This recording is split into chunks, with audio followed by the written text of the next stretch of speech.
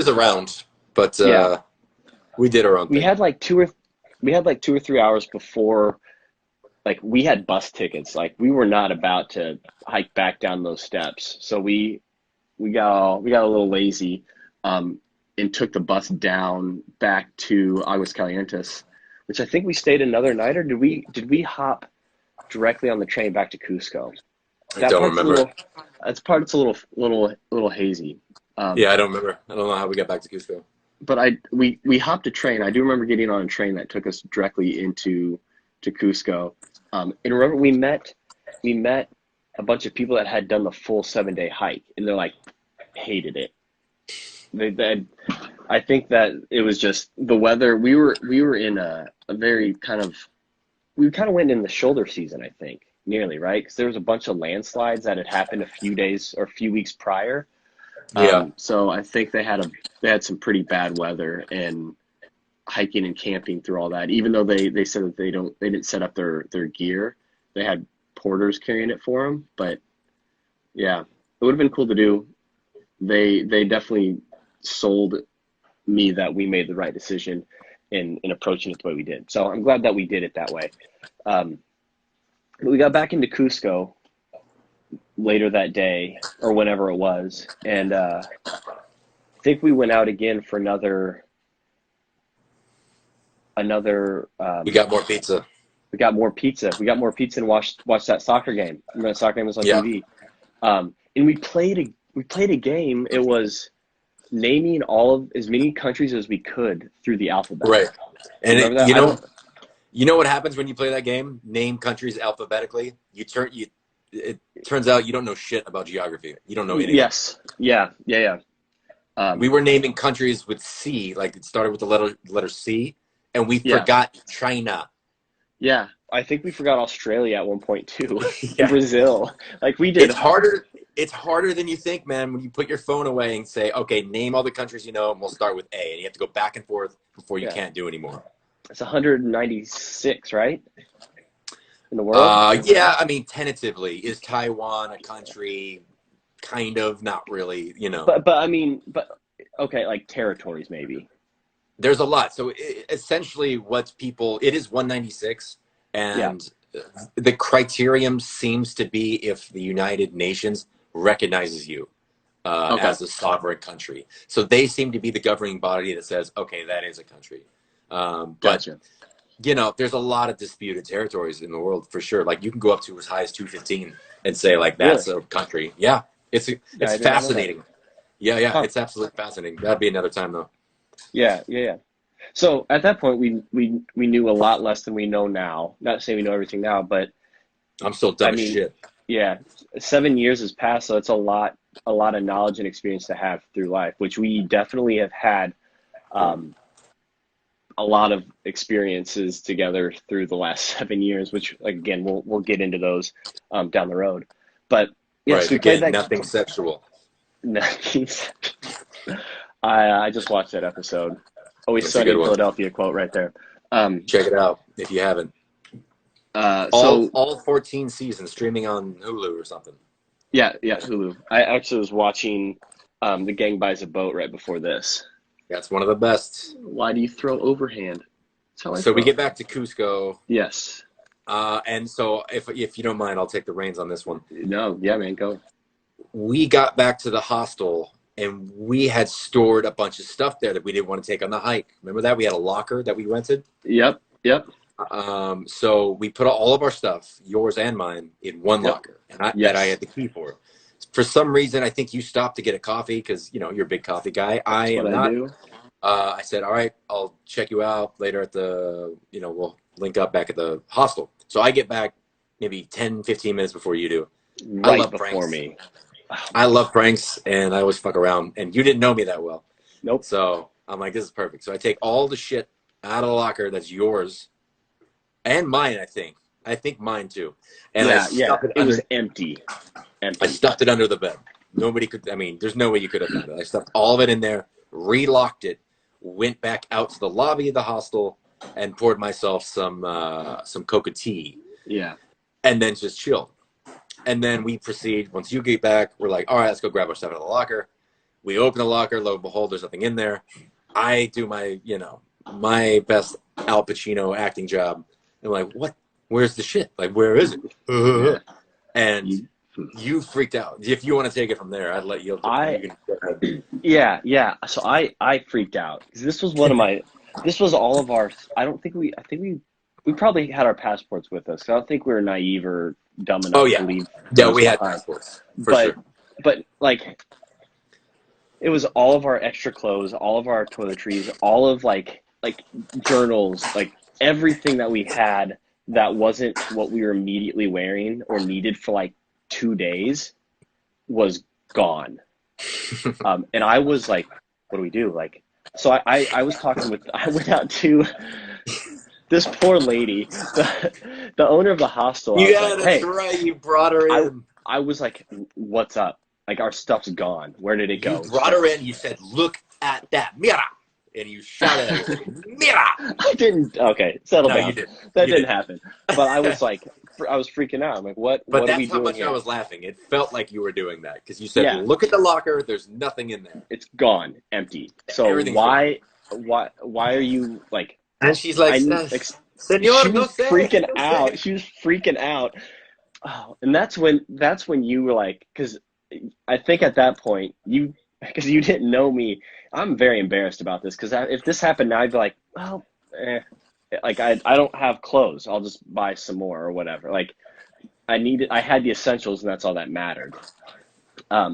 Knowing how I reacted that way then is like a little frustrated with myself. But hey, that's how it goes.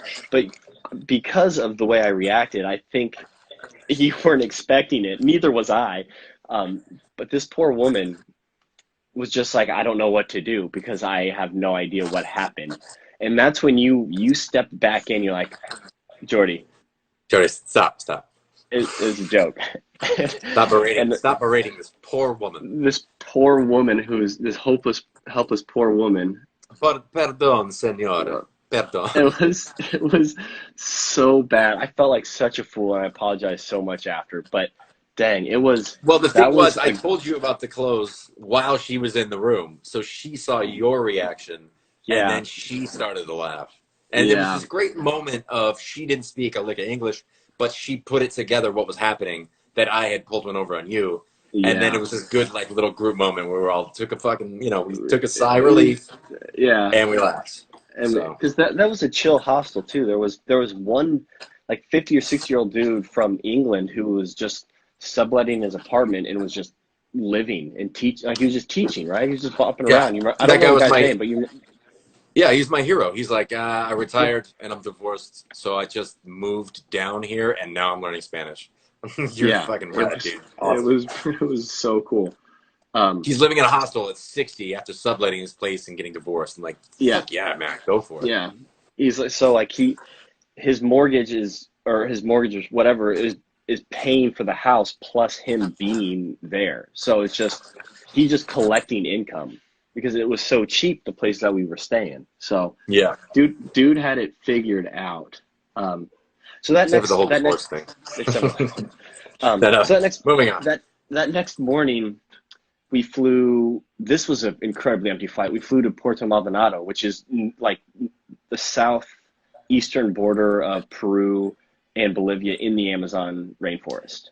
This was a stretch because I did most of the planning on this trip. And I wanted like a genuine kind of rainforest feel because if you go to the southeastern part of Peru, you're going to get into the Amazon, and that's what this place was. And like through my research, I found it had an airport that was, it was once you got into the town, it was pretty accessible to get into the jungle. And the town itself is pretty much in the jungle.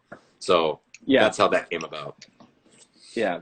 So as we were landing on this dirt runway, we got out and we walked to the hostel, which was just like maybe it was so close, 10 minutes walk, I don't know. But we got there. It was a small town. It was a really small town. Yeah. Super small town.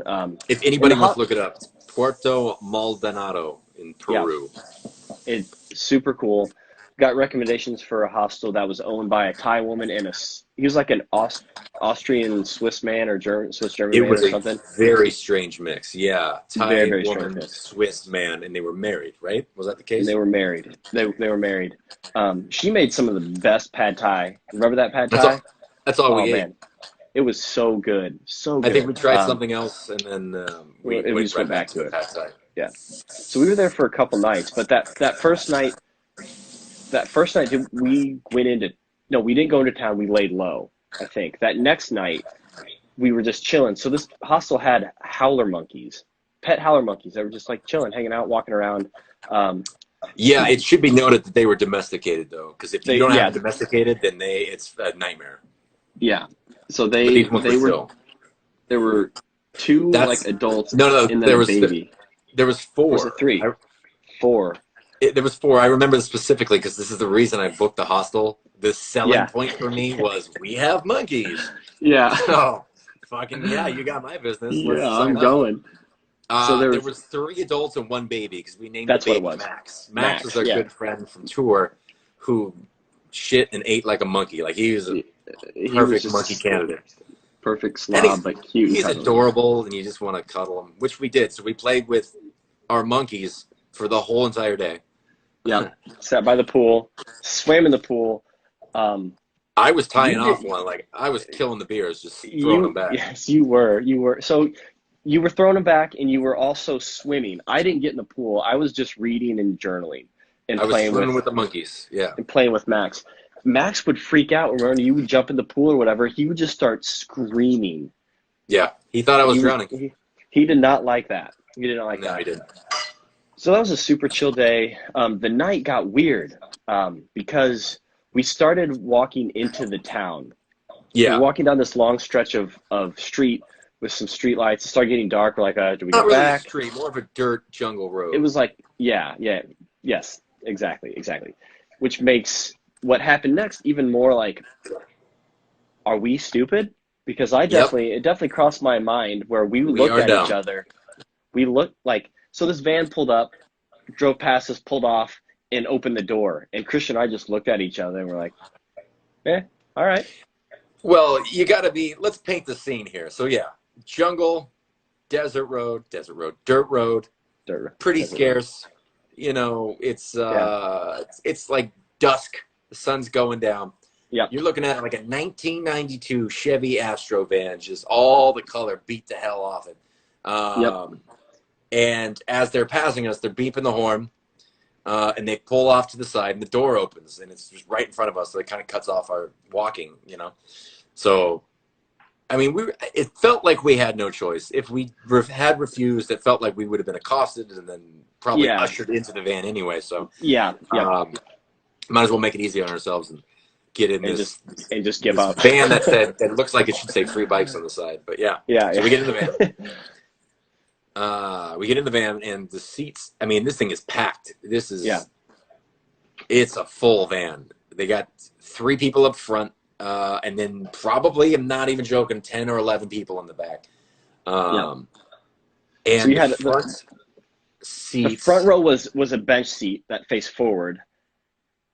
And then everybody else was, so the first row behind the driver's like row was facing backwards, which is where I was sitting. I was sitting back to back with the driver.